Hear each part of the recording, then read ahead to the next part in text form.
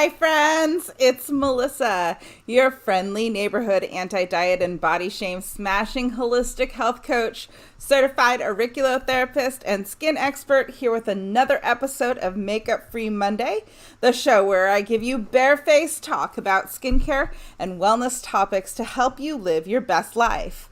I'm trying the thing where I broadcast to both Facebook and YouTube again, so let's see how this goes. If this is your first time tuning into my show, welcome. And if you've watched before, of course, hello again. I'm so glad to see you. I'd love it so much if you would like this video and share it with anyone you think may benefit from my holistic approach to skincare and wellness practices. And if you're on YouTube, I'd love a subscribe from you. That would mean so much to me. I'm really trying to boost my numbers of subscriptions. So happy summer, everyone. Summer solstice is tomorrow. It's coming up quick. So today I wanted to share with you a few of my top tips to get your summer glow holistically. As always, if you have any questions at all, please feel free to put them in the chat or the comments. Let's go ahead and get started.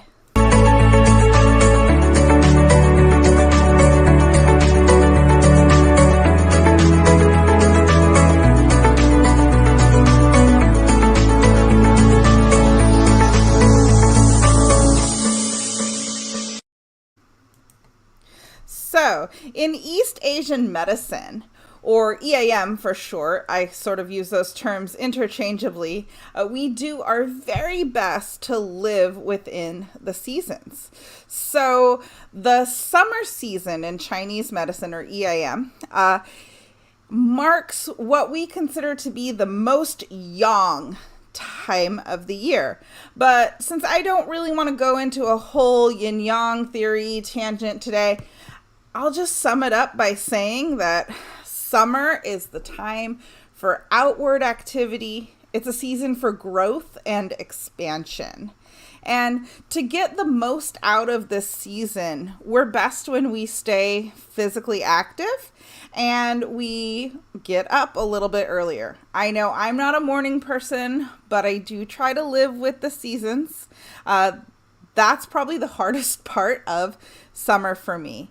Now, I know you're probably asking yourself, but Melissa, this is supposed to be a skin video. What does this have to do with my skin? The answer is really simple, a lot. Unlike the Western view, absolutely everything is connected in East Asian medicine or traditional Chinese medicine. So how can we best support our bodies and by extension our skin this summer? Well, that's an easy answer. By what's on our plate and what's in our glass. So eating seasonally can help you get the best glow from the inside out. It's really as simple as eating your local produce and cooking your food for a shorter duration at higher temperatures. Doing these two things will not only help to keep your produce nice and crunchy, but it will also keep your digestive system, what we call the middle jiao, working properly throughout the season. Now, on the topic of the middle jiao or the digestive system, one of the things we want to make sure that we don't overdo during the summer is cold foods like ice drinks and frozen things, as it can lead to more puffiness in our skin and something called stagnation in the body. Remember, just like always, listen to your body. It really does know what it's doing. Summer is also the time to add in things like onions and garlic, mint, leeks, radishes, and ginger, those real pungent flavors to enhance your food. They can help your body vent the heat through your pores, which will make you feel cooler.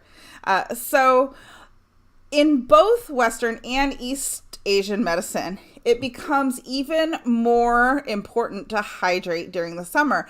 I'm going to mention this a couple times throughout this presentation, and you know that hydration is one of my very, very favorite things. So in East Asian medicine, or EAM, room temperature water is considered the best for the digestive system. But if you can handle cool or cold, once again, listening to your body, it will tell you what it needs. Just make sure that you're getting a lot of water in. And some summer foods that can also help with hydration include melons and cucumbers. As an aside, cucumbers, especially the juice, is also great for treating sunburns and bug bites. So those are great skin applications of cucumbers. Can also be a great base for a cooling face mask. Feel free to shoot me an email and I will send you a couple of my favorite DIY recipes for summer sunburn and irritated skin in the summer. So let's move on to some more truly skin related tips rather than inside out, outside in. So lightening up. And what I mean by that is summer is a wonderful time to be more of a minimalist in both your skincare and your makeup routine if you wear makeup.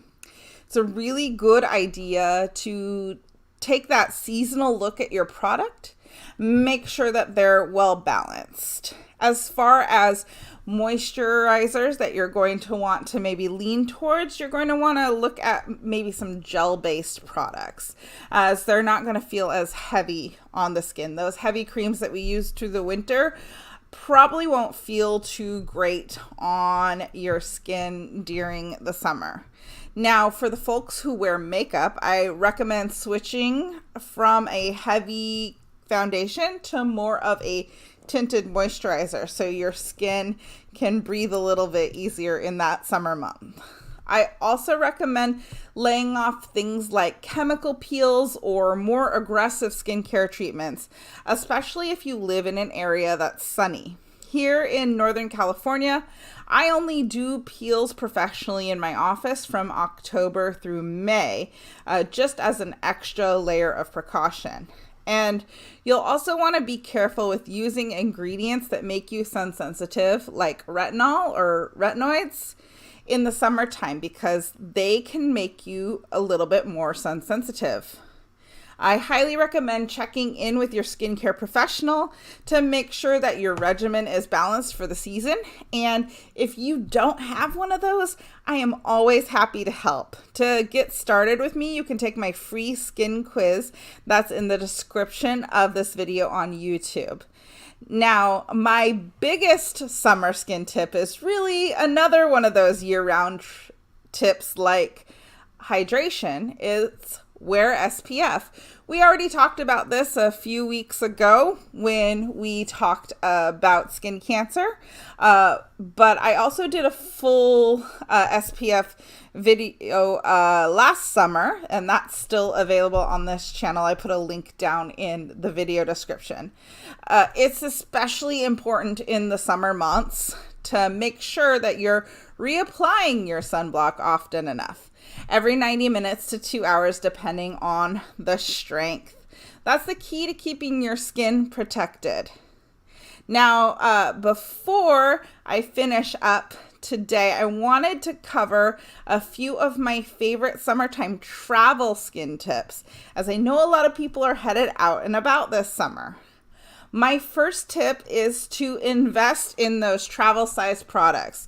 No, this is not me trying to get more money out of you, nor saying that you need to spend more money on products, but the reason is that things like vitamin C, active ingredients, they can become ineffective within hours of being exposed to oxygen, even if only for a few seconds while transferring it into a travel bottle. So purchasing a travel kit will guarantee that your active ingredients stay active until they make it to your skin. So that's really, really important. I'm going to reiterate that SPF again. If you have trouble reapplying your sunblock while you're out and about or when you're traveling, I want to offer you the idea of trying a powder-based sunblock. I have a few that I love that I carry in my practice, including a bespoke one that I blend in-house just for someone who orders it. And finally, don't forget your lips when it comes to SPF. Lip balm with SPF will keep your lips healthy and hydrated all summer long. Now, the last travel tip that I have for you is to really only bring your core skincare products.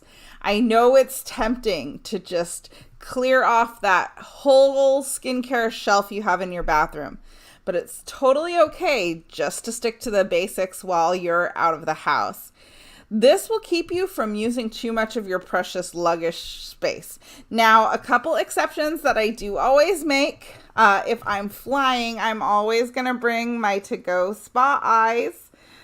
They're wonderful for, about 30 minutes before you land. Take out some puffiness. And if I'm going for more than a few days, I'm always going to bring a sheet mask with me just because they're flat, they're easy to pack. So that is all that I have for you today. I know it was kind of short today. I'm in the midst of working on some huge projects. I'm only a month away from getting my doctorate if you've been following my journey in school. So I hope that these tips will help you to have much beauty and glowing skin this whole summer season.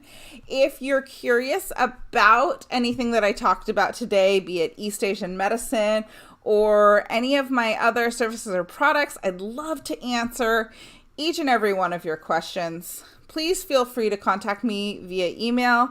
It's in the video description. You can also leave me a comment here. I do look at those often. So thanks again so much for tuning in today for Makeup Free Monday. Join me again in 3 weeks this time, July 11th, where we'll be talking about vitamin D. Remember, I'll be away on the 4th, and I hope that you're doing something fabulous and fun on the 4th of July. So I will see you at 1 p.m. on July 11th. Have a great week, and don't forget to hydrate and take great care of yourself and each other. Bye.